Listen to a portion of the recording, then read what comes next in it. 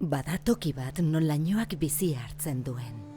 Han, haizea zuhaitz zaharrekin mintzo da, eta hegoak jartzen dizkio baso usainari. Ulertzen saiatzea zentzurik ez duen toki bat. Soilik sentitu, soilik bizi.